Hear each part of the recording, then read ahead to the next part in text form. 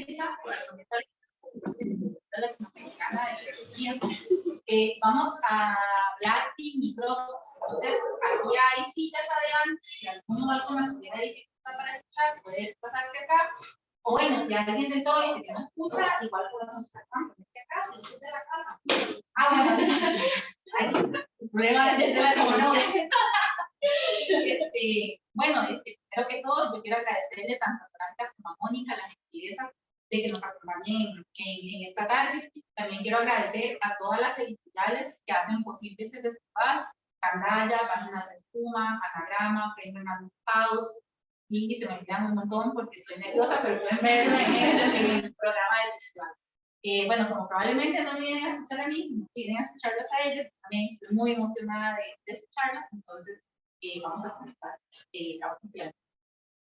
Bueno, la temática de la mesa que nos convoca hoy, bueno, son las constelaciones literarias.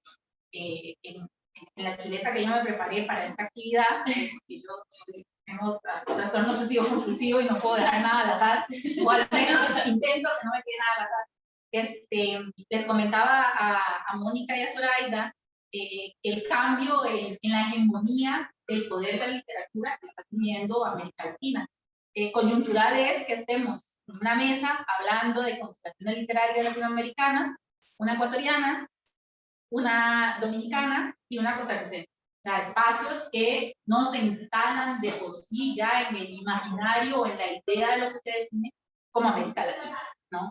De un tiempo para acá hay voces y hay espacios, puedo decir que Ecuador, Bolivia, Colombia, están siendo espacios que realmente están redefiniendo la literatura latinoamericana, ¿no? Y que estas voces autoriales que están redefiniendo la literatura también vienen con una vanguardia, con una propuesta política y contestataria de lo que se define desde el norte global como América Latina, ¿no? Entonces, yo quisiera que nos compartieran un poco de su experiencia, cómo creen que este cambio en la hegemonía del poder latinoamericana está incidiendo en sus respectivos países y cómo creen que afecta la literatura de cada una de las Tú llegaste primero. Con el micrófono ahora, ya que escogí la silla. Bueno, hola a todos, muchas gracias por estar acá a las 4 de la tarde. Es una hora que estamos comentando con Soraya, es una hora rara. Nosotros pensábamos que no iba a venir nadie y resulta que tuvimos mucha esperanza sin razón. Así que nada, muchas gracias por el tiempo, gracias a la Catina por la invitación, nos hace hermoso estar acá otra vez. Yo recuerdo que estuve en la primera edición del festival y ahora volver me hace mucha ilusión, mucha alegría. Y bueno, estoy encantada también de otra vez compartir espacio en un festival con Soraya, que la conocí hace poquito además en el Festival de Literatura Hispanoamericana, así se llamaba, ¿no? Que organizó Eduardo Ruiz Sosa, otro escritor tremendo. Así que nada, felicidad total. Punto. Punto. Siguiente. Bueno, a ver, mira, voy a tratar de responder esta pregunta con un suceso feliz para luego ir metiendo problemas en el asunto. Pero el suceso feliz para mí es que hace una semana creo que salió el libro en la navaja suiza de Juliana Ortiz Juan, que es una autora esmeraldeña ecuatoriana, afroecuatoriana, es una escritora negra que escribe de una manera que no puedo explicar lo enamorada que estoy de la escritura de Juliana. Ella es más joven que yo, pero no llega a 30 o 29, no sé, a lo mejor no llega a 30. Y pertenece como a esta generación a la que también pertenece Natalia García Freire, que es una autora también publicada en la navaja suiza, que son dos autoras por las que yo estoy apasionada. Me encanta cómo escriben, me parece que tienen ahí una fuerza además poética, pero también como de una madurez emocional con lo que están contando. Son historias que te mueven por distintos lados, no solo en el plano estético, sino también emocional, intelectual. Bueno, no sé, es una fiesta del cuerpo leer. Entonces, comentando esto, ¿no? Ecuador siempre ha sido un país efectivamente periférico dentro de la visión eurocéntrica sobre Latinoamérica. Siempre ha habido una visión como mucho más focalizada, evidentemente, a países como México, Argentina, Colombia, incluso Perú, ¿no? Con determinadas figuras, buenos epígonos de la literatura latinoamericana, casualmente, o no casualmente hombres, y también blancos mestizos. Y creo que ahora mismo es verdad, porque como tú misma comentabas, vivimos en una época, en un momento muy especial en donde se están haciendo oír otras voces, pero creo que todavía, y ahí voy con problemas, creo que todavía queda mucho trabajo. Sobre todo lo estoy pensando por el tema de a quienes estamos leyendo, ¿no? Nosotros que vivimos aquí, que somos cuerpos migrados, que vivimos en España, a quienes se está leyendo aquí para pensar que uno es lector de literatura latinoamericana, ¿no? ¿A qué cuerpos, qué tipo de escritura? Con esto pareciera que estoy hablando de cosas distintas, ¿no? Quién escribe y lo que se escribe. Pero es que esa división para mí no existe, ¿no? Quien escribe es a la vez la escritura, ¿no? El cuerpo es un cuerpo que se escribe y que está allí sangrando, sudando, emocionándose, llorando, y esa escritura sale por las experiencias vívidas de ese cuerpo. Entonces, para mí no son cosas diferentes, no es la autoría de la obra, por otro lado, como si fueran dos cosas indisolubles. Yo no lo veo así, al menos. Entonces, claro, a mí me parece político esa visión, ¿no? Como la visión de qué estamos leyendo acá, qué se está publicando acá, a qué acudimos, las librerías que no son como esta que es dedicada a la literatura latinoamericana. Hablo de librerías que tienen una sección de literatura latinoamericana y que uno va y ojea y dice, bueno, ¿qué autores están aquí? ¿Por qué son estos los que son publicados por las editoriales más fuertes? ¿Cuál es la razón, no? A mí me parece que eso es algo para poner sobre la mesa. Yo tengo algunas respuestas, no tengo todas las respuestas de esta problemática, pero algunas respuestas sí que para mí siguen estando ancladas en las mismas razones de exclusión que se viven dentro de nuestro continente, ¿no? El hecho de que Juliana Ortiz Cubano esté siendo publicada acá da cuenta de un interés que se está teniendo en el mundo editorial y que se ha tenido durante mucho tiempo en el mundo editorial español, con editoriales además pequeñas que están haciendo trabajos subversivos. Siempre, digamos, sacándose en obras muy buenas. Pero claro, en Ecuador mismo, la lectura de Juliana no le invita a festivales, la tienen bastante fluida, tiene que ver también con negra. Entonces, todo eso tiene que ver con racismos estructurales, con la manera en la que se difunde la literatura. Es más fácil para mí, por ejemplo, igual para mí fue muy difícil que me leyeran en Ecuador al principio, porque soy mujer, pero para mí fue más fácil, sin duda alguna, que para Juliana, ¿no? Y Juliana todavía está haciendo su camino en eso, ¿no? Hay todas esas cosas. Y acá, ¿qué cuerpos leemos? Leemos también muchísimas escritoras y escritores, mayoritariamente que dan una imagen de Latinoamérica efectivamente mestiza, que no es mestiza, para mí es blanco mestiza más que mestiza, ¿no? O sea, ¿dónde están los autores indígenas? ¿Dónde están los autores afro? Que hay muchos en Latinoamérica. ¿Por qué no los estamos leyendo? ¿Por qué no estamos conociendo esa literatura, ¿no? Ese es como mi problema, lo que pienso mucho sobre el tema, estoy todo el rato preguntándome sobre eso. Pues ¿qué más agregar? ¿Qué puedo agregar? Opino lo mismo que tú. No, mira, yo ahora estaba pensando, estaba acordando de que hace algunos años, cuando Marie Kondo vino a presentar Corazón que ríe, Corazón que llora, y que yo la entrevisté en esa ocasión, tuve esa oportunidad. Yo no sabía que ella tenía una enfermedad cognitiva y que una de las manifestaciones de esa enfermedad que ya hace unos años existieran.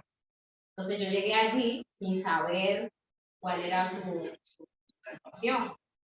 Y sí sabía que como yo no hablo francés, traductora aquí en España, es la poeta Marta Asunción Alonso, iba a ser de Fuente de Corazón.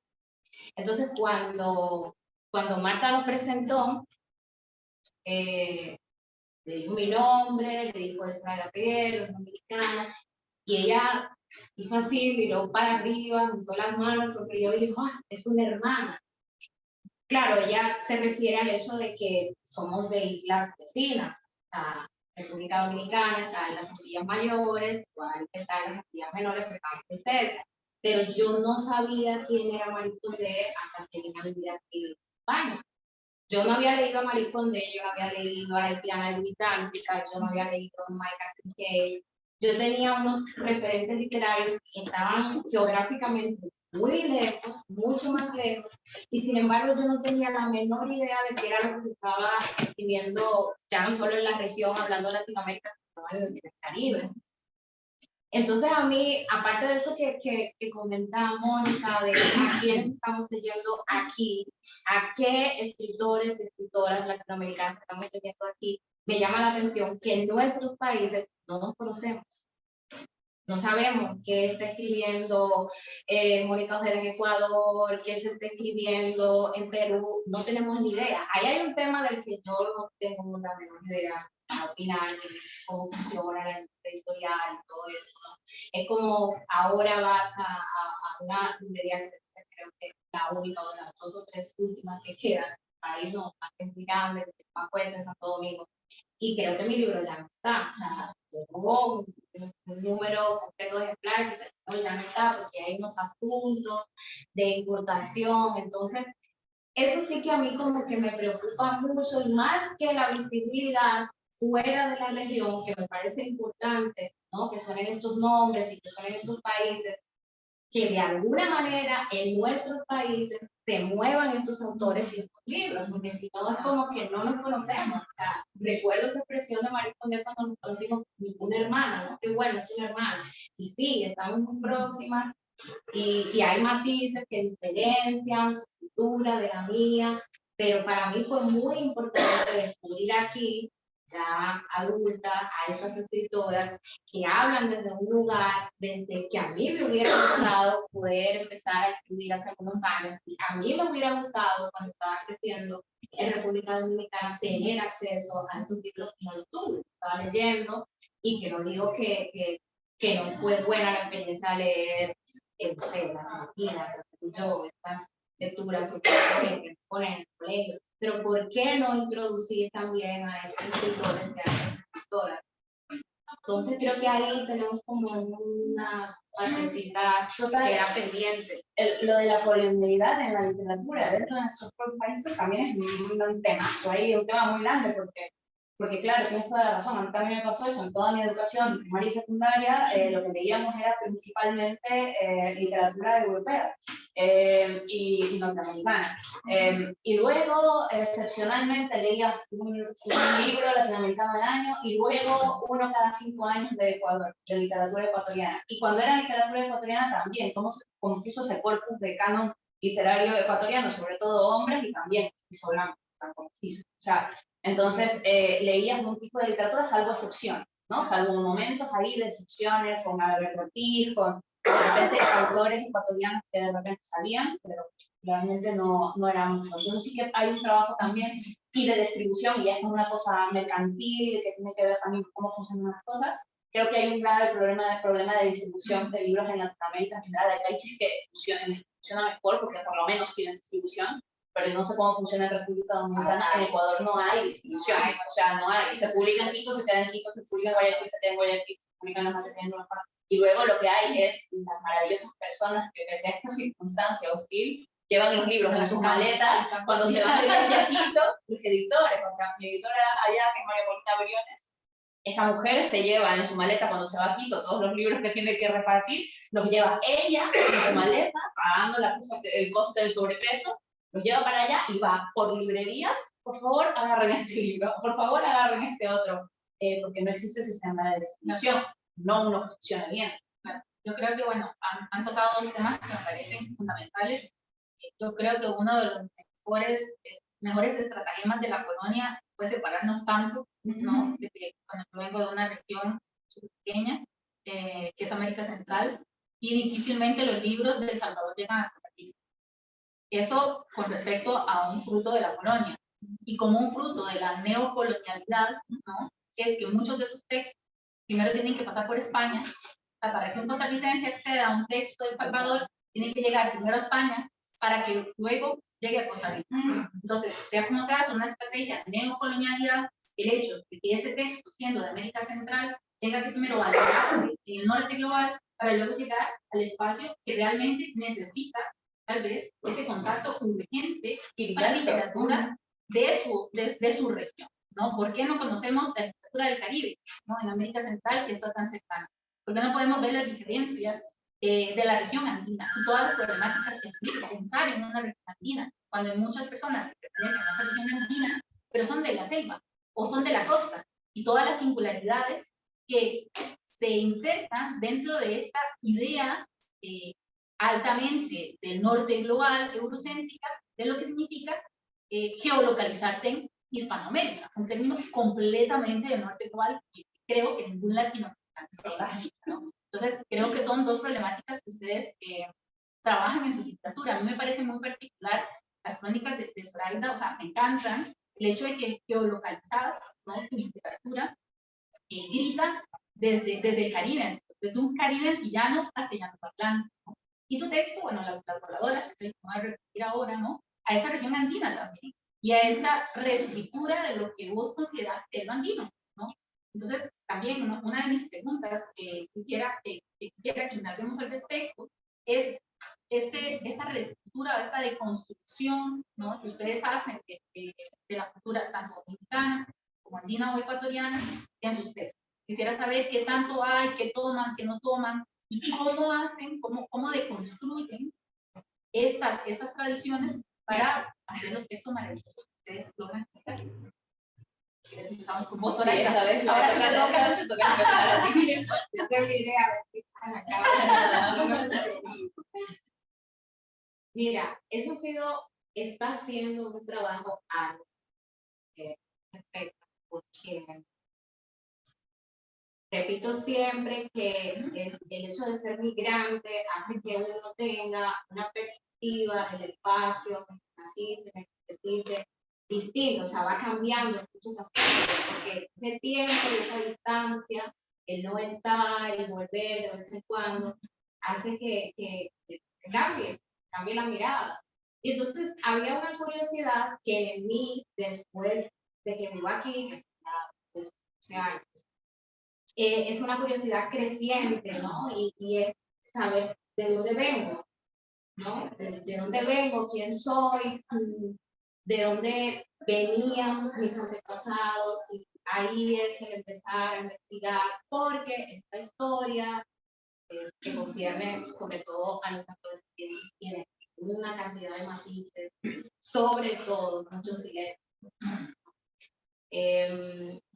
No sé hasta qué punto las cosas han cambiado, pero en la época que yo estudiaba siempre se quedaba el relato como en un punto, ¿no? Y siempre era como lo mismo, las cosas que contaban eran las mismas. Entonces ahí hay una cantidad de lagunas que le toca a una después, adulta, y de esa curiosidad y ese interés de querer saber cómo investigar, y entonces empujarme con una cantidad de textos académicos, siguiendo siempre las indicaciones de que sabe más, que tiene más experiencia en ese sentido. Y yo lo que trato de hacer es como de acercarme a esas historias, combinarlas con lo que recuerdo, ¿no? Con lo que me trae la memoria, con lo que veo cuando vuelvo, porque viajo a mi país todos los años, paso yo una temporada, y entonces digerir todo eso, y luego intentar contarme a mí misma esos relatos. O sea, es una necesidad, primero mía, ¿no? Antes de compartirla con los demás, que también lo hago, pero es el hecho de intentar comprender, ¿no? Una cantidad de cosas que parece que estaban ahí dadas, pero no, eso tiene una razón, y es como un esfuerzo que no se acaba nunca, porque es constantemente, incluso revisitando espacios. Hay un lugar, soy de un municipio de la provincia de San Cristóbal, República Dominicana, que queda en el sur, que se llama Jaina, queda muy pocos kilómetros de Santo Domingo, de la capital, y en esa zona hay un sitio que se llama Anigua, donde hay ruinas de 3 o 4 ingenios azucareros. Me parece que en la época de la colonia había 6. Y hay una ruina en concreto que es del ingenio Coca de Anigua, que está mantenido, o sea, hicieron ahí un trabajo de recuperar lo que quedaba y de intentar recrear el espacio que estaba antes. Y yo, mis abuelos, mi abuelo paterno y mi abuelo materno nacieron muy cerca de ahí, ¿no? Y ahí hay toda una historia, y yo vine a enterarme de esta historia ahora en los viajes que voy. Y estaba muy cerca de esa zona, y estudié vivía en un colegio que no queda muy lejos de ahí. Yo no sabía que una de las primeras rebeliones en la región de personas esclavizadas se dio ahí. Ahí hay toda una historia. Claro, yo lo que hago es observar, me ha dado de que después que descubrí ese sitio, cada año vuelvo, no sé, es como si tuviera ahí una promesa o algo extraño, no lo sé, pero tengo que volver. Y entonces buscar documentos, preguntarle a amigos que son historiadores, cómo saber qué fue lo que pasó ahí. Y saber, o sea, mis abuelos nacieron cerca de ahí, y sus padres nacieron cerca de ahí, y yo no conozco esa historia porque a mí en el colegio no me la contaron. Y no creo, me parece que no, que eso sigue siendo igual, no creo que mis sobrinos conozcan tampoco esa historia. Entonces, es como una necesidad de parte de mi curiosidad y de esas ganas de yo querer saber, y luego sí que lo cuento para, creo que para no olvidar. Porque para mí pasar por la escritura es una manera de intentar retener la mayor cantidad de cosas posibles que era olvidar. Antes de darte la palabra a vos, justo estoy leyendo Autobiografía del Ladrón, de Rivera Garza, y hablando cerca del 12 de octubre, ella tiene un apartado donde habla de la escritura, de la usurpación, de cómo ver todo esto, y habla de estas cuestiones. Su literatura también es muy oral, que es algo que me gusta un montón, ¿no? De que la validación que le dan los textos de cada una a ese espacio de la oralidad, muchas veces denostado también por un discurso que es escrito, que viene con una hegemonía también del poder, ¿no? Y Cristina Rivera Garza, alrededor de toda esta búsqueda de lo familiar, de todas estas historias que nos atraviesan, y que viven en un silencio, ¿no? Completamente, yo creo, completamente custodiado por el poder, o sea que ese silencio no se da por no es una ignorancia inocente o gratuita, sino que tiene una finalidad, hay un biopoder, ¿no? Alrededor de este silencio. Cristina Rivera Garza, en esta búsqueda de los orígenes de su familia, tiene un fragmento que dice: la gente de campo deja pocas huellas, algún dicho, 2 o 3 anécdotas, hijos, deja preguntas, deja un nombre, sobre todo una inscripción, está mal. Entonces creo que va mucho con lo que vos decís, ¿no? Y esta oralidad que es tan importante, ¿no? Y esta vindicación como estos espacios marginalizados, ¿no? Este espacio lugar que también está presente en la literatura de ambas. Sí, yo creo que en este caso mi búsqueda literaria sí que es diferente. Por ejemplo, la de Zoraida o la de Eduardo, ¿dónde está Eduardo? Que hace un trabajo, que hace un trabajo de trabajo con la memoria muy fuerte. Yo siento que, por supuesto, ese aspecto de la memoria está en mi trabajo literario, pero no es el motor. Conmigo hay un motor que no tiene que ver, ya quitando el tema de la memoria, no tiene que ver con búsquedas identitarias, porque a mí particularmente me parecen una entelequia y me parece que son muy complicadas, sobre todo en nuestro continente con toda la historia, también desde el lugar situado de donde yo vengo como autora, ¿no?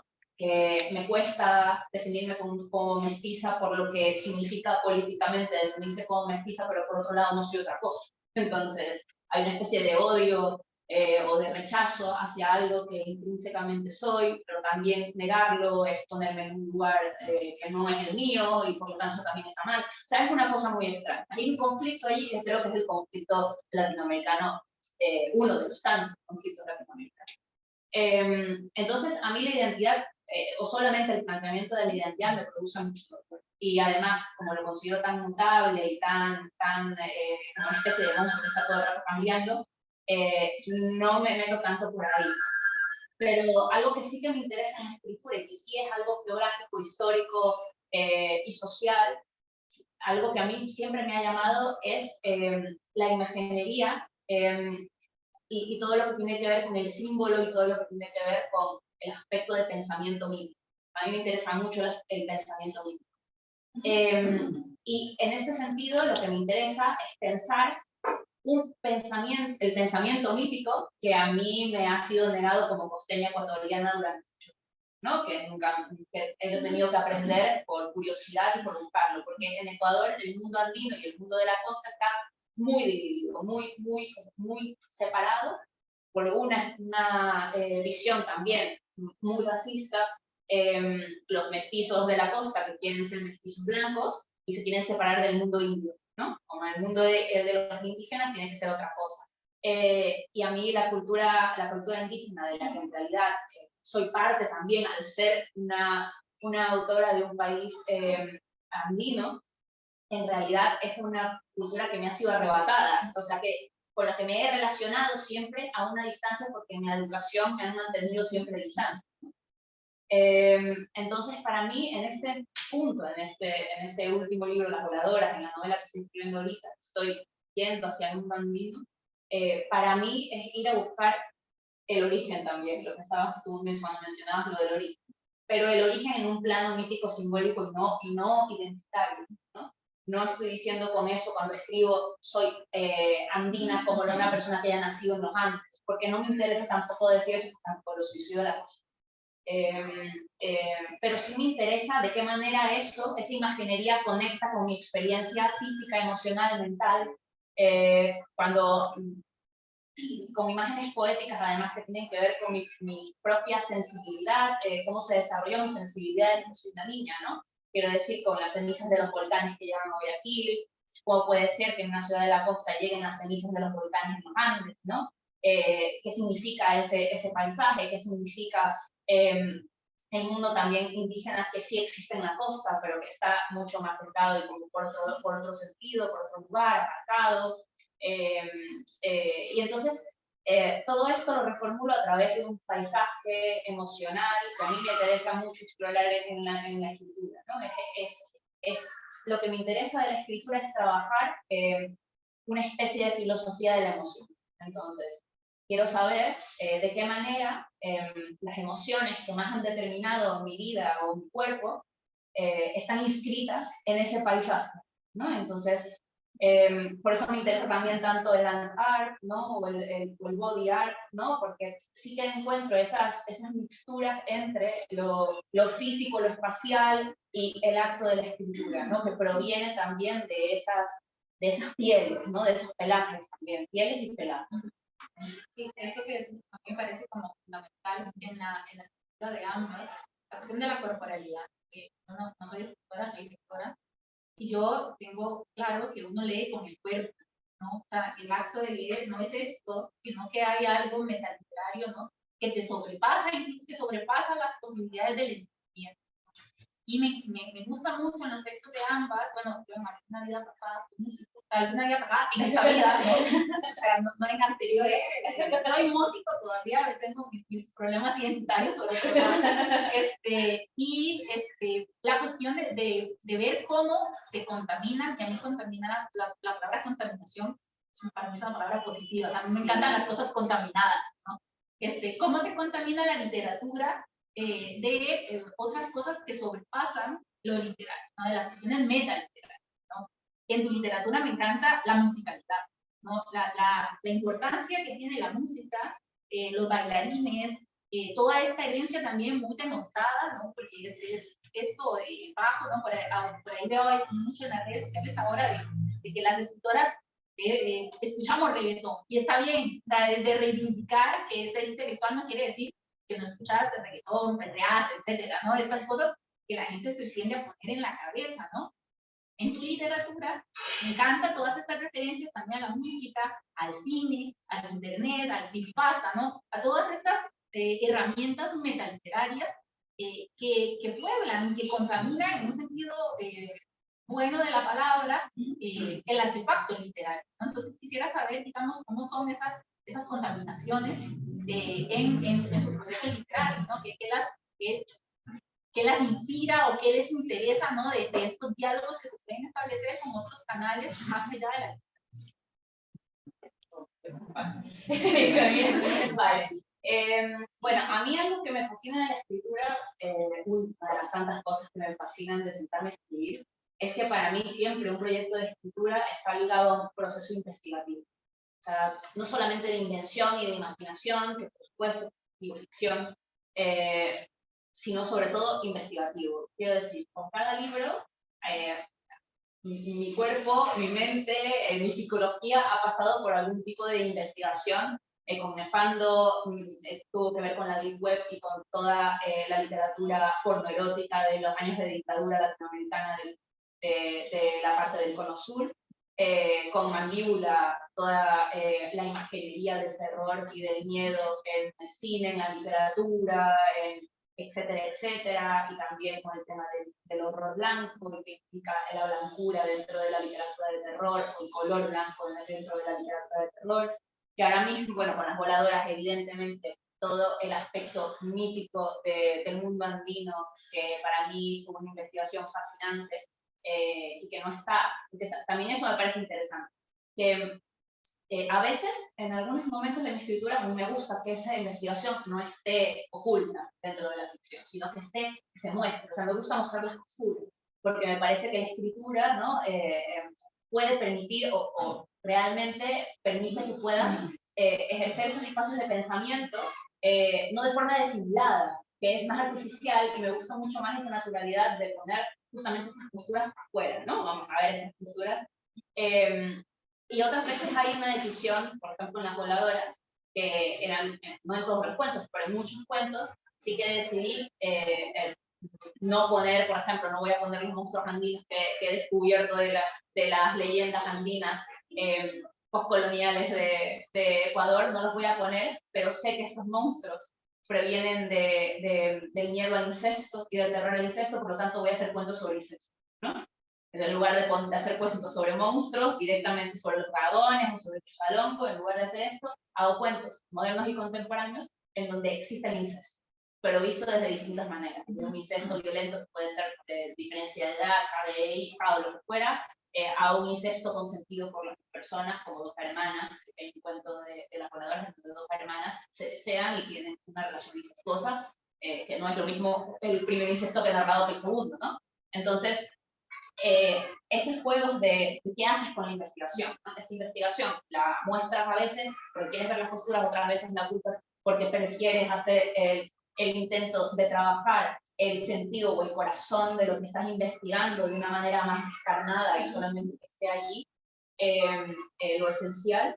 Pero esa investigación a mí me emociona. Ahora mismo estoy escribiendo una novela y estoy investigando, llevo mucho tiempo investigando y leyendo locamente cosas sobre música, pero también sobre física cuántica, y también he estado leyendo mucho sobre danza, y entonces eso de allí me tiene, mientras estoy escribiendo, constantemente leyendo cosas que antes yo no me había detenido a leer. O sea, sobre música no he leído en mi vida, pero en los últimos años llevo leyendo muchísimos libros sobre música. Y sobre física cuántica, entonces, y conectando esas dos cosas. Entonces, eso de allí me parece, esa investigación me parece poética, lo que quiero decir, ¿no? Como hay algo en el nacimiento de una idea que alimentas con el lenguaje de otros que ya han pensado en esa misma idea, de la que te nutres, que empieza a ser una conversación entre voces de vivos y voces de muertos, y una conversación que de repente nutre tu propia sensibilidad sobre esa idea, y de repente lo que surge de ahí es una escritura que está hundida en el asombro. Y eso es algo que a mí me fascina de escribir, estar asombrada, o sea, estar en ese estado bueno, hay Enrique Verástegui, que es un autor peruano, tiene este verso que me encanta, que dice lentamente hurgando en el asombro, ¿no? A mí me parece que eso es escritura, ¿no? Lentamente hurgar en el asombro, estar asombrado por determinadas cosas porque no las has observado con detenimiento, no te asombran, porque estás pues, acostumbrado a verlas, pero si te detienes de repente y piensas, de repente haces una investigación sobre eso, de repente surge ese lado emocionante de las cosas.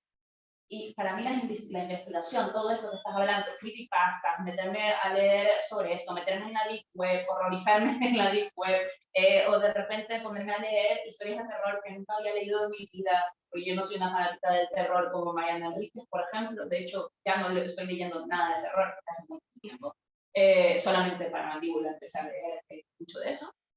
Y sí, me gusta eso, o sea, como lo que ocurre cuando la mente está tan entusiasmada que está como captando, como si fueran antenas parabólicas, y voy a captar todo, que la canción, que aquí esta película, que este libro de acá, ¿no? Eso es emocionante. Bueno, pues tú hablas de asombro, pensando en la curiosidad, me viene a la mente la fascinación.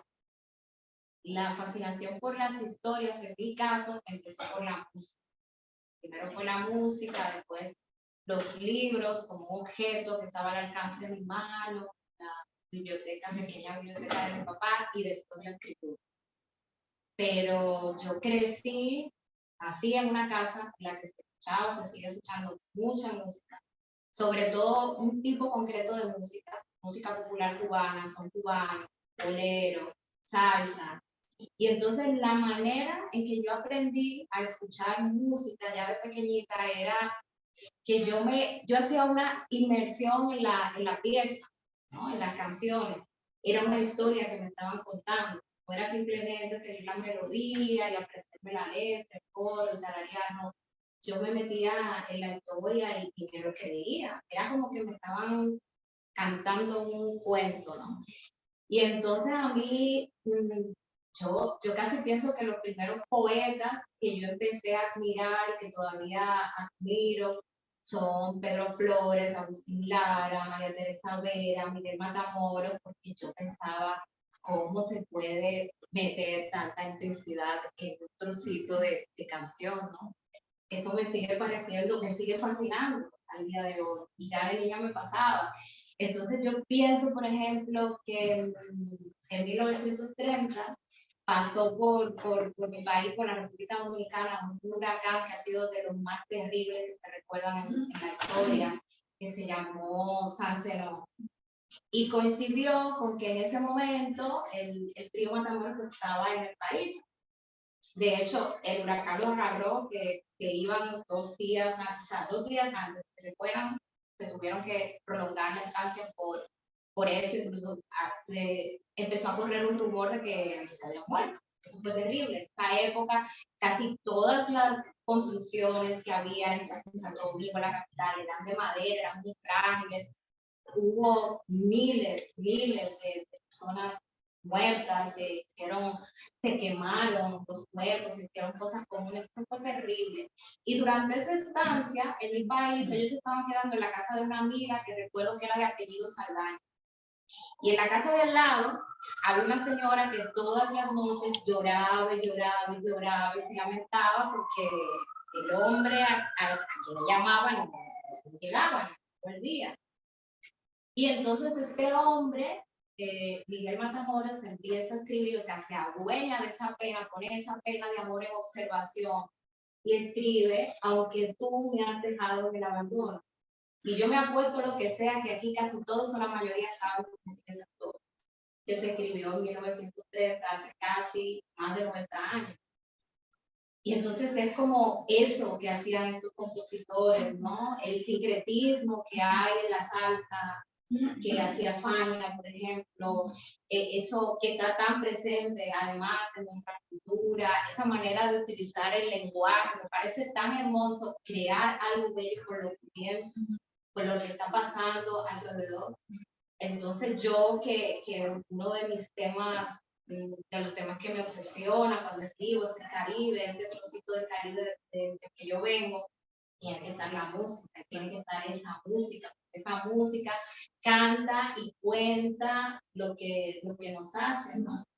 Y conforme ha ido pasando los años, creo que se sigue manteniendo, quizás no tanto, ya cada vez menos, pero sí por ahí uno como esa fascinación por esa música que mucha gente dice música de viejo o música de antes, pero ¿cómo puede ser música de viejo de antes? Una pieza musical que tiene casi 100 años, todo el mundo se la sabe. Nada más que trae una herencia, ¿no? Que también ha sido muy denostada. Voy a leerte un fragmento, atreverme a leerte. Me encantó esta crónica que se llama La subversión del baile. Me encantó. Voy a leer. Hoy experimenté la extraña alegría de escribir escuchando música. Convencida de que la música me abstrae de cualquier cosa que suceda alrededor. Ni siquiera lo había intentado. La primera estrofa del primoroso cantar me sugirió imágenes que he visto en las fotografías de algunos libros y en películas que he jurado no volver a ver porque una rabia absurda me hincha las venas. Después empecé a marcar el ritmo del estribillo con mis pies descalzos y a tararear una letra que memoricé antes de aprender el abecedario, porque, como sabemos todos, la letra como música. A partir de aquí, las imágenes fueron distintas. Eran postales en sepia de gente que cantaba y bailaba con gran belleza, con una fuerza que no parecía describir. En ese espacio rítmico y sagrado eran libres y mortales. Estamos hablando de toda la herencia negra, ¿no? Muchas veces denostada, en el Caribe. ¿Ya? Sí, porque una de las cosas que yo encontré en muchas de estas canciones, sobre todo en el son cubano, no solamente te hablaban de historias de amor o de corazón roto, no, te hablaban también del haitiano que estaba cortando caña en Cuba y que el capataz amañaba la báscula para pagarle menos por la caña, ¿no? Y te metían ahí el creol haitiano, se te estaban contando, ¿no? De cómo fue que llegaron, en el caso de ese tema del Primoroso Cazar, cómo fue que llegó el guaguancó a este territorio, ¿no? Todo eso me lo contaban primero las canciones antes de que yo empezara poco a poco, muy lentamente, muchos años después, a acercarme a esas historias a través de los libros. Estaba primero en la música. Claro, claro. Sí, y partiendo de esto mismo, ¿no? Del contexto, y ya hablando de voces autoriales, de escritura, ¿no? Quisiera que nos vayan compartiendo. En sus textos hay referencialidades directas, Raúl Zurita, Juan Calvetti, Armonía Somers, en el caso Camila Enríquez Ureña, Bélgica Mirabal, Panis Condé. ¿No? Yo quisiera que nos compartan, ¿no? Que nos amplíen la constelación literaria de la que ustedes sienten que su literatura forma parte. Para mí siempre esa, o sea, voy a ser totalmente sincera con esto, a mí esa pregunta, responderla honestamente, podría ahorita mentir y decir como esto, y quedar súper bien, pero me parece más interesante ser honesta con esto. La realidad es que nunca he tenido claro de dónde vienen todas mis influencias. Necesito que es una mezcolanza tan bestial que no tengo claro, de verdad. Lo que te puedo decir ahorita, más que decir, veo claramente las señas de identidad de este autor o de esta autora en mi escritura, más que eso, lo que sí te puedo decir es que creo que sin duda alguna mi escritura no existiría si no fuera por la lectura de poesía. O sea, creo que es la lectura de poesía, y eso está ligado al tema de la música. Para mí también la música ha sido muy importante en mi formación personal. Hay algo con el tema de la exposición al trabajo poético, con el sonido, de lo que, ya no solamente con lo que dice un poema, que por supuesto, sino con cómo un poema suena, ¿no? Que a mí me hizo enamorarme de la literatura y me hizo querer escribir. Me parecía que, o sea, leer un poema era como, esto de aquí es como un hechizo, como un conjuro. Estás leyendo y suena a que estás invocando alguna cosa. Hay algo como una especie de invocación dentro de un poema, ¿no?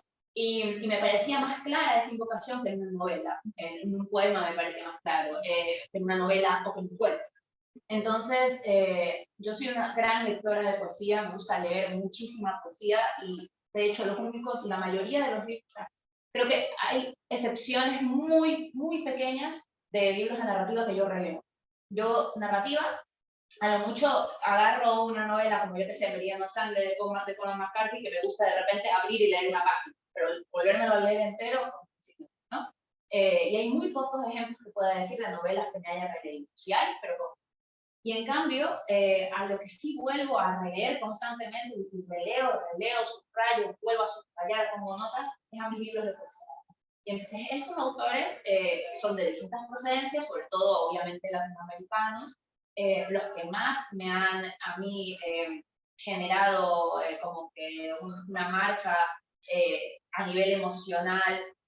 Muchos de ellos son ecuatorianos, como Efraín Jara y Drobo o Jorge Enrique Adún. Luego otros latinoamericanos como Blanca Varela, Marosa Di Giorgio, por supuesto Barros, y hay así muchísimos. Luego de otras latitudes, por supuesto, de otros lugares, Anne Carson es una autora que me interesa muchísimo, Edmund Japs, con el libro de las preguntas, para mí es fundamental, pero bueno, todo lo que ha escrito Edmund Japs, por cierto, creo que el libro de la hospitalidad es un libro que creo que se debería leer masivamente en España, porque habla mucho sobre el tema de migración y sobre lo que significa ser hospitalario, ¿no? Pero lo habla de un lugar poético y maravilloso, o sea, es un libro que también, de esos libros que me hacen llorar. Entonces, a ver, las reacciones tan viscerales que me producen las lecturas de poesía, por ejemplo, es leer, que me pasa con la música también, leer o escuchar una canción y de repente sentir que algo me está pasando y me pongo a llorar o me pongo muy contenta o tal, difícilmente me lo hace una novela. O sea, hay muy pocas novelas que me han hecho sentir eso de verdad, con esa potencia. a ratitos o tal. Hay novelas, por supuesto. Lo que digo es que hay más poesía que me produce eso más a menudo, ¿no? Y entonces creo que si tengo que decir algo que tenga sentido con respecto a la pregunta que has hecho, yo diría que yo vengo de ahí, de leer poesía y de esa conexión que hay con la poesía y la música.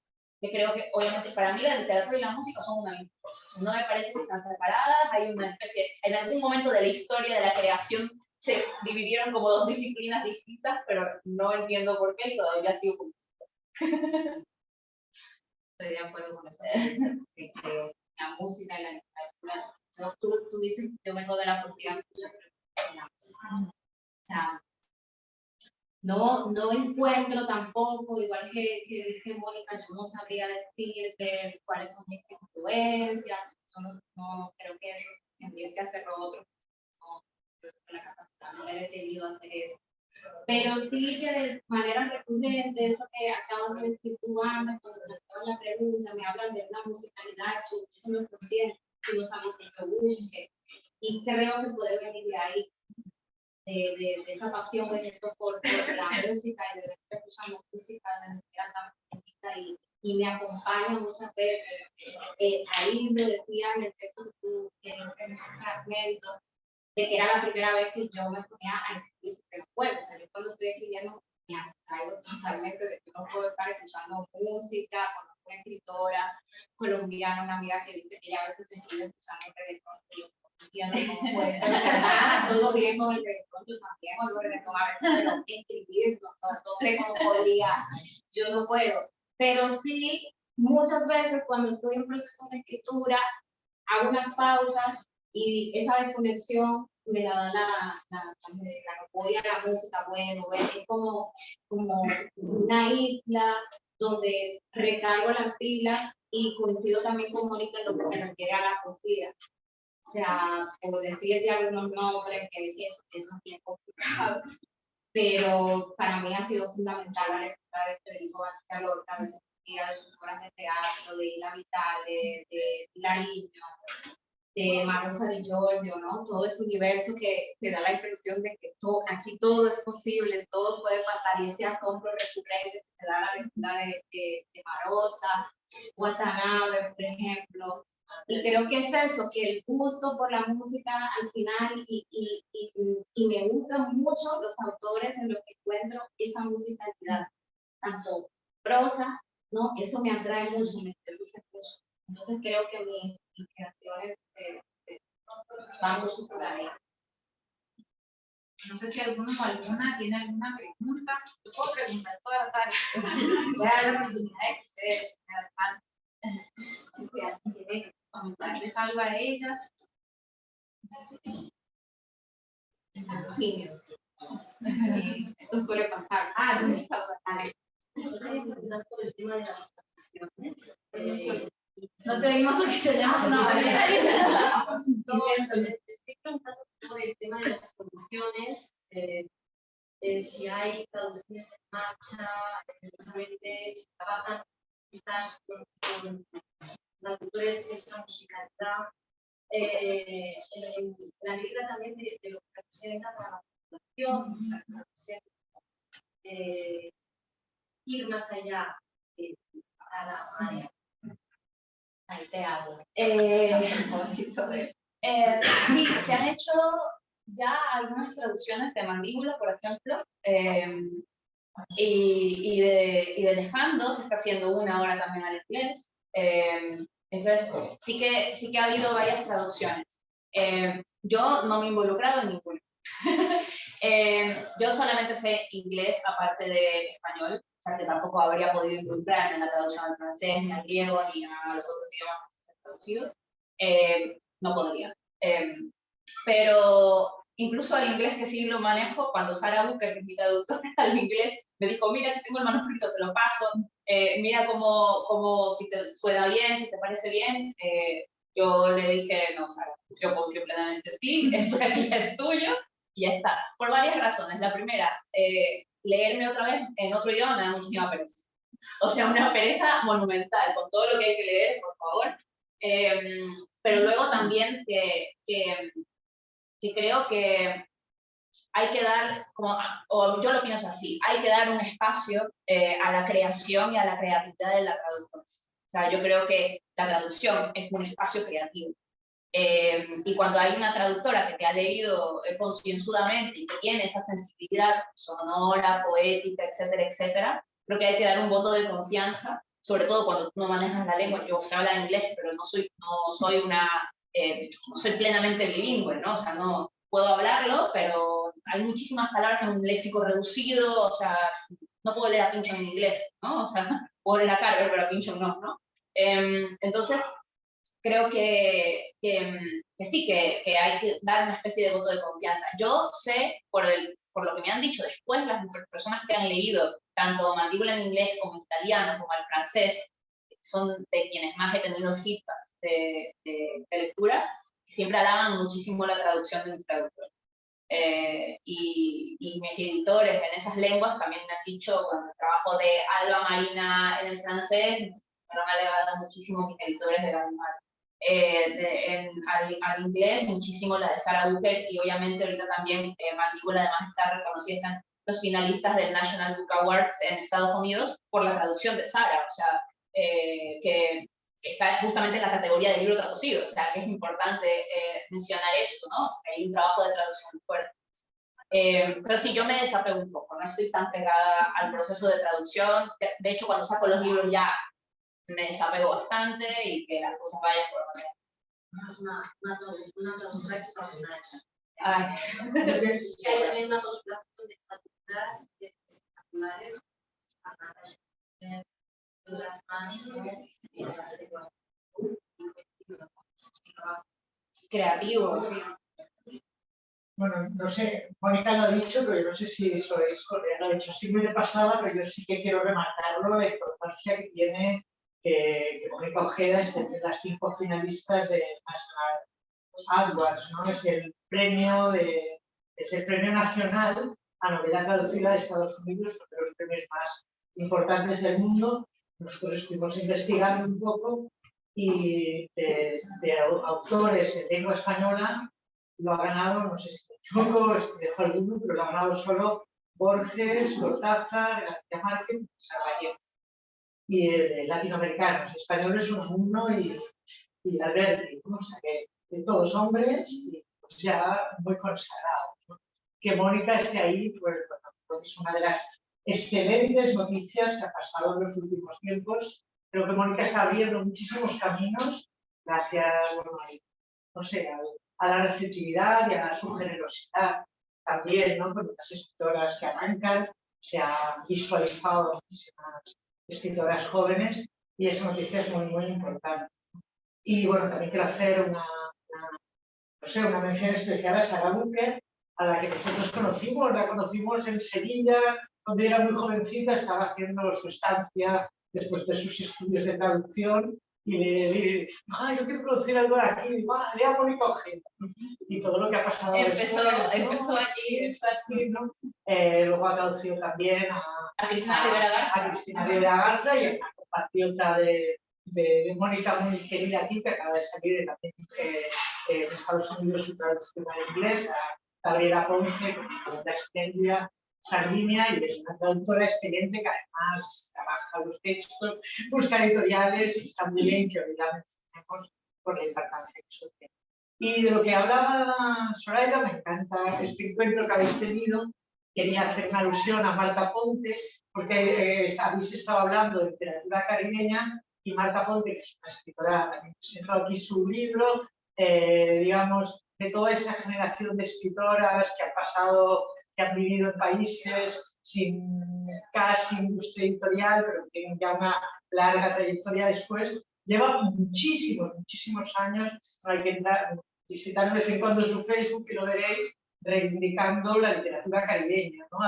Ahora está haciendo una especie de inventario de escritores del Caribe, de todas las lenguas que se hablan en el Caribe, y con un compromiso con esa literatura. Y también quería hacer una alusión a quien me ha presentado el que es de Costa Rica, República Dominicana y Ecuador, esos países que a veces quedan al margen de la literatura latinoamericana, pero que son tan importantes como los gigantes, ¿no? Y que muchas veces tienen literaturas absolutamente desconocidas y que ya es hora que se abran espacios.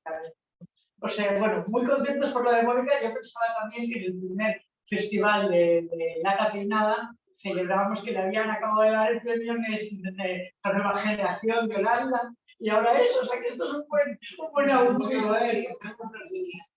El 16 de noviembre. Tenedlo en cuenta a todos.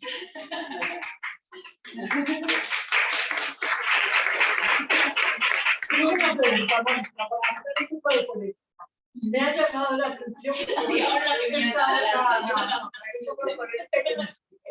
Porque sé que también aquí me ha llamado mucho la atención que les defino a Ecuador como país andino, porque yo creo que es un país muy plural, ¿no? Ayer hicimos una comida con un amigo, con Gary Gaguero, un escritor que va a ir 2 meses a Ecuador, un mes largo, ¿no? De la comunidad ecuatoriana de aquí, y realmente había gente de lugares muy distintos. Yo creo que no lo sé por qué dices que es un país andino y no amazónico y no de manglares y costeños. No, yo creo que es de todo eso. Lo que pasa es que me parece que hay una cosa como muy definitoria. Creo que el corazón de Ecuador es esa cordillera que nos está partiendo. Además es que lo parte en la mitad. O sea, lo parte en la mitad justamente. O sea, cuando hablas precisamente de los lugares, está la parte del Pacífico, está la parte del oriente ecuatoriano, selva, y que no son y Esmeralda, que también es Pacífico. Entonces, toda esa parte, todo eso de allí existe y en el medio está la cordillera. Y es como una especie de cordillera en donde se aglutina todo eso. Porque justo pensando en lo afro, ¿no? En los Andes hay lugares afro como el Valle del Chota, ¿no? El Valle del Chota, donde además sale la bomba ecuatoriana, justamente, que es un género afro ecuatoriano, sale del Valle del Chota, que tiene una historia esclavista muy fuerte y que de allí en los Andes están también, ¿no? El pueblo afro, pero también está lo mestizo, pero también confluye lo indígena, ¿no? También está el páramo. Entonces, me da la impresión de que toda esa parte de allí, de la cordillera, es como si de repente allí todo lo que está dividido, ahí se encontrara. Y que hay lugares en toda la cordillera en donde encuentras todas las partes de Ecuador de cierta manera allí puestas. Entonces, eso de allí me parece una cosa loquísima. O sea, me parece maravilloso, me parece interesante que sea el lugar en donde se aglutina, ¿no? Pero claro, considero que Ecuador es un país diverso, muy diverso. De hecho, yo he escrito, sobre todo, bueno, hasta ahora, cuando salga mi próxima novela, estará como a la par, pero he escrito sobre todo de Guayaquil. Una de las primeras novelas está situada en Guayaquil, que es la costa, Mandíbula está en Guayaquil, y en Guayaquil hay algo que me parece muy curioso, hablando de lo de que llegan las cenizas. También algo que me parece curioso es que el amanecer en el río Guayas permite ver el Chimborazo. O sea, tú en el amanecer, en un determinado momento por el río Guayas, puedes ver el Chimborazo. Y el Chimborazo, que es el volcán más alto de Ecuador, está en la cordillera. Entonces, hay algo con esa visión de algo que pasa, ¿no? Y los volcanes sí que están. Sí, los volcanes que están. Exacto, sí, hay una especie de conexión. Me parece como de repente la cordillera como el tejido que une. Algo que parecería que si no estaría como separado y aislado. Y ahí hay algo que nos une, no sé. Y con respecto a tus libros, que no lo dijimos, es edición colombiana, vos sos migrante acá en España y sos dominicano, ¿no? O sea, exacto, entonces tal vez que nos compartas un poco, no sé qué posibilidades hay de tener el libro acá, o posibilidades de acercar, digamos, este texto a las personas, o sea, que quieren leerte acá. Nosotros hemos tenido tu libro acá, lo que pasa es que se nos va volando, en este momento no lo tenemos, ¿no? Por las mismas dificultades de distribución de las que estábamos hablando. Entonces, queremos saber si podemos leerte y venderte acá. Yo quisiera, ahora mismo, pues, para este evento ya te comenté que se puede encargar, porque no tuvimos tiempo de hacer las gestiones y de recibir envío de ejemplares por parte del editorial. Y sí, o sea, la idea es que en algún momento podamos tener una edición aquí disponible, porque el libro se editó publicó en Colombia, pero lo publicó aquí. Un poco complicado con el tema, bueno, al principio lo comentabas tú, cuando hablabas de estas autoras que te tienen fascinadas, también aprovechando que está Eduardo por aquí y aprovechando el comentario en el que menciona a Marta Ponte, que para mí fue un descubrimiento, imagínate, una escritora puertorriqueña, que estamos ahí y yo no sabía quién era esta mujer, y yo en algún momento me convertí en la acosadora de Marta, llévame a Puerto Rico, no sé qué, haciéndole declaraciones de amor en Facebook, y ella no sabía qué iba a hacer conmigo. Entonces era como que yo no salía de mi incredulidad. O sea, ¿cómo es posible que yo no conociera a esta mujer? ¿Dónde estaba? O sea, ¿dónde estaban? Y bueno, es eso, ¿no? Es un poco lo que decíamos, lo que decía Mónica, de que tengan presencia también estos autores, estos países, pues, que no tienen tanta visibilidad en los festivales. Por eso le he dicho a él, y lo digo públicamente, estaba comentando Eduardo, que el trabajo que hicieron en Kilómetro América, ¿no? De traer a Marta, de juntar además distintas generaciones de autores que pudiéramos conversar, encontrarnos, estar ahí, eso ojalá que se siga haciendo en todos los festivales, ¿no? Esto que hacen ustedes, que haya una variedad, de que no sean siempre los mismos, ¿no? Que no es que no estén, pero que se dé también la oportunidad a otras cosas de los festivales. Y bueno, pues yo espero que si no ya al año le queda poquito, pero que el año que viene ya haya una edición que pueda encontrar aquí. Lo contaremos en la terminada. Exclusivamente. Entonces, que alguien más tiene una pregunta. Tiene una pregunta ya. Más que la pregunta, es un comentario que he hablado con otros escritores latinoamericanos, que parece que Mónica lo maneja bastante bien. Mamá, mi pregunta es cómo se concilia eso. En la medida que se habla del territorio, que no se busca una identidad de su territorio tan afectado, me parece que manejan muy bien, no se exotizan, porque la exotización, por ejemplo, que proviene sobre todo de Europa con Latinoamérica, es muy condescendiente. Entonces, me parece que hay un gran mérito en no caer en esa exotización. Lo he visto, por ejemplo, en vos, en toda la Rivera, cómo se manejan esas descripciones del territorio, cómo se maneja la caracterización de los personajes, sin caer en esa exotización. A ver, yo creo que es algo muy difícil y es algo además que a mí me sigue preocupando, porque además yo tengo inclinaciones claras con lo que estaba hablando antes de el paisaje simbólico, el símbolo encarnado en paisajes, y luego tengo una fascinación por el aspecto del conocimiento mitológico, me gusta mucho. Entonces, bueno, sí, me gusta mucho leer además el pensamiento, por ejemplo, que tiene Joseph Campbell sobre el mito, ¿no? Como una estructura literaria que habla de emociones encarnadas en la historicidad y en la geografía. Entonces, ya si tengo este interés, digamos, volcado, ahí hay un peligro. O sea, pero, claro, siempre me lo estoy planteando y estoy diciendo, a ver, soy deshonesta y escribo como creo que tendría que escribir para no caer en el exotismo, o trato de ser honesta con de dónde vienen realmente mis inclinaciones poéticas y tratar de hacerlo realmente con los pies en la tierra y pensando por qué estoy poniendo esto, de qué manera me estoy acercando a esto, desde qué lugar, o sea, situada, ¿no? Y optó por la segunda parte, por esta segunda opción, y siempre es un problema, o sea, siempre es algo que estoy preguntando y mientras estoy escribiendo siempre tengo dudas y siempre me da miedo de verdad, porque estoy justo en un lugar, o sea, mis intereses escriturales están en un lugar complicado en ese aspecto.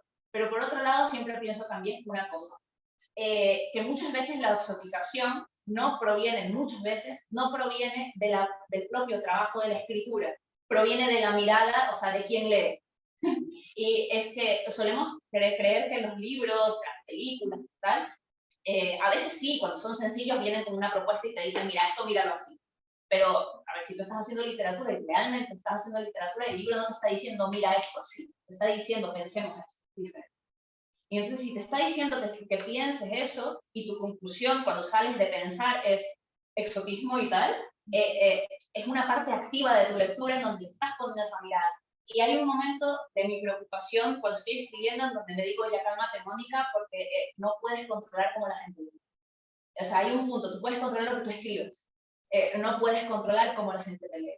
o cómo la gente lee. Y entonces eso ya hay que dejarlo que sea, aunque resulte que haya lecturas que sí que me ha pasado a veces, que me ha venido a decir cosas en mi libro, no, pero yo he leído esto en mi libro, no ha propuesto esto, ¿no? Como no está, es algo que tú le has echado al libro, está bien, échale si quieres, pero no es que yo he dicho esto, ¿no? Y sí, entonces es una pelea continua del libro. Creo que es una cosa que no se va. ¿Alguien más? Bueno, entonces yo les agradezco a ambas, agradezco a Natalia, agradezco a cada uno de sus editores, agradezco a ustedes la paciencia y escucharnos tan atentamente y los invito a quedarse a la mesa de las 18 horas, será con Gabriela Wiener y López Felipe. Muchísimas gracias. Gracias.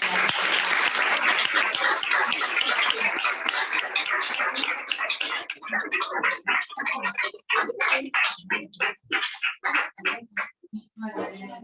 Gracias a ti.